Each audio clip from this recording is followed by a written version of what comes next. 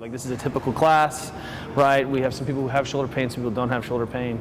And let's see what it looks like if we do some self-treatment techniques with a kind of a typical group of athletes who complain of shoulder problems. Well, what we're going to do is we'll take a look at a couple pieces of basic shoulder problem patterning for the kind of average CrossFit athlete.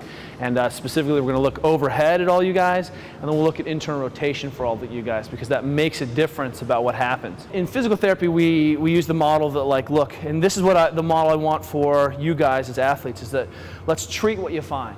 Like, start with what you know, and you're saying, hey, this is a position I'm challenged in, right? And then what is it about this position that I can affect myself, right? And we've said it before. We've talked about kind of basic, let's clear up any thoracic business. And so any region in the thoracic spine, let's go ahead and see if we can get after that. And so specifically, let's do 1 or 2, 3 things, and then we'll test and retest and see if there's a difference again. Does that make sense? You guys with me? Okay? The crux of this is, if we identify a problem, we should be able to treat it in 2 minutes. And if we're going to say if we can pick 2 or 3 things, that might be 6 to 8 minutes before a workout, right? You can usually work that in. We give our athletes that much time to kind of dink around on their own anyway. So let's see if we can find 1 or 2, 3 things that are your magic bullets. And then you can explore the other things, but you should be able to do 2 minutes is more than enough time to make any change on that stuff. Does that make sense? Is that an agreement? 2-minute drill, okay? So here's the first 2-minute drill. And let's go ahead and get you on the hard floor. So this is the 2 lacrosse balls that we favor on your back. And you can do this on the rug, but that's what my children do, right? And you can get a softer ball, but that's for my grandma. So we want the hard balls taped together, and what we're going to do is put it right somewhere in the thoracic spine. Our model is treat what you find, give it to 2 minutes, if this is you.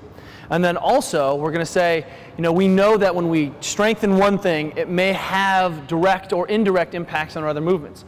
Working on handstand push-ups makes me a better, jerker, for example, right? So what we're going to say here is that maybe working on my overhead positioning maybe also helps some other things. That's why we say you have to have full range in your joint in all planes in order for that joint to be normalized. And so if you've got one really squeaky tough range that doesn't work for you, but you're awesome over here, I bet working on this range will improve everything, because you're paying a price to buffer that bad position. Does that make sense? So here's the first drill. Lacrosse balls, just somewhere in the middle of the thoracic spine. What we're going to try to do here is, can we create motion in the motion segment of the thoracic spine? And so one of the things is, if he just hugs himself back and forth, big tighter, and then just rolls back and forth, that's a really simple beginner way to start. And it's probably a little bit painful already, yeah? Yeah. On a 1 to 10, what's that feel like? 5, right? And we haven't even done anything yet. So now what I want to do, though, is try to tie a mobilization into a movement. And what we're going to do here is keep in mind that a lot of the stretching we're doing is what we call physiologic range stretching. Is that if I move my arms through a range of motion, I'm going to stretch and mobilize whatever is tight in that range.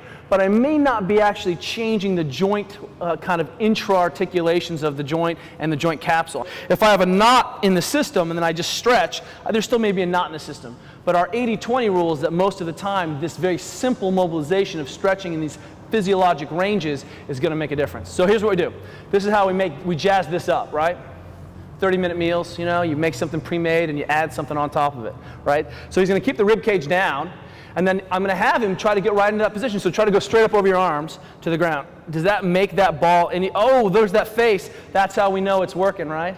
This is the shoulder. So what you're seeing is we're getting into those ranges. Now what I want you to do is go ahead and grab your hands, and I want you just to oscillate through, keeping the rib cage down. So come back up. He's lost the rib cage. Try to press into the ball. And now keep that position. Good. And now let's go back up over your head, right? And you see, oh, just touch it and come out.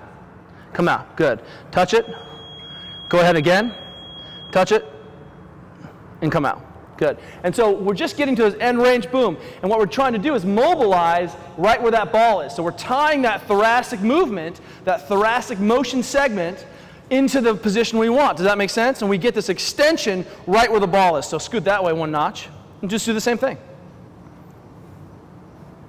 Good, belly is down, got to keep the thing, and he just touches that, come out.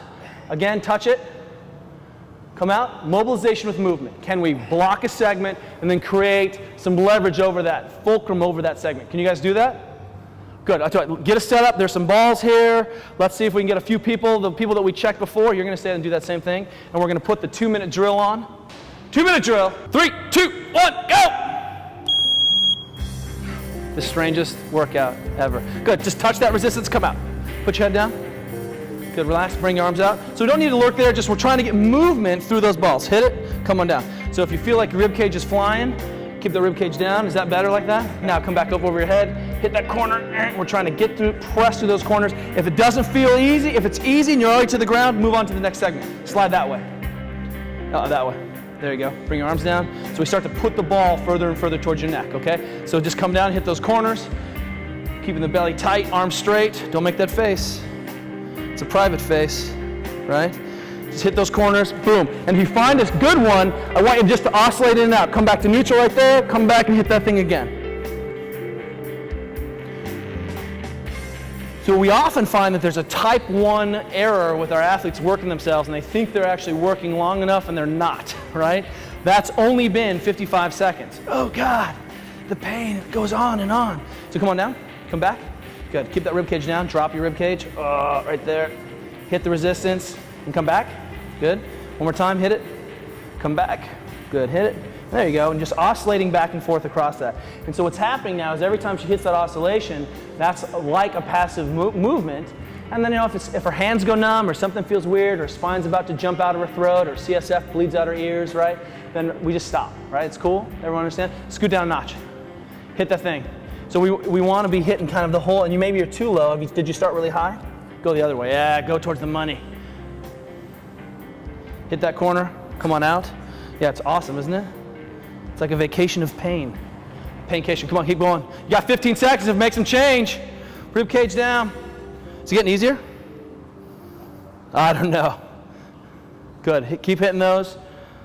Hipping it up overhead. 3, 2, 1, done.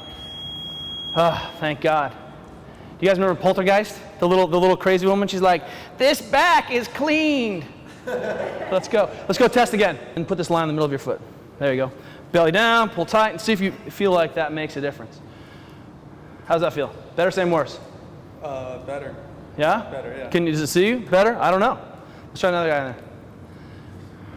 You look dubious. On that account, I remain dubious. Good. Rib cage down, pull back. Does that look any better? Pull back. Yeah, I'm liking that a lot better. Good, excellent. Does that feel any different to you? Did that change your shoulder pain at all? It didn't hurt. It didn't hurt. Good, out of there. That doesn't change anything, did it? It hurts when I do this. It doesn't hurt when I do this. Nothing's changed. Good. Keep that pin. Be good. Discipline. I'm thinking that looks better too. Well, good. Yeah, you know, maybe it works. Maybe it doesn't work. Right? Your 2-minute drill is that if you hit this for 2 minutes, we're going to see some change. Why do I choose 2 minutes? Well, it's going to take enough time, motion, time under tension to make changes in the tissue. We're still taking advantage of the viscoelastic natures of the tissue and properties of the tissue, but how long does it take the best people in the world to do Fran? 2 minutes, so that's a good reason, right? Yeah. So if you can do Fran in 2 minutes, you can suffer for 2 minutes. Does that feel any different? Yeah, better. Better? So that feels different, why? Because it's not as tight. So you're saying it's easier to get there? Yeah. Would that affect your workout somehow? Yeah. I like that. Good, let's go. Someone else. Remember, when we're talking about the efficiency and energy expenditure of the system, it's not just me moving the barbell. If it costs me a lot in kind of currency, good, keep that rib cage down, pull the arms back, there you go. If it costs me a lot of currency to get the athlete organized, then that's less money I can put into actually moving a barbell effectively, or doing a kip or something like that. Make sense? Okay, so that's the 2-minute drill number 1.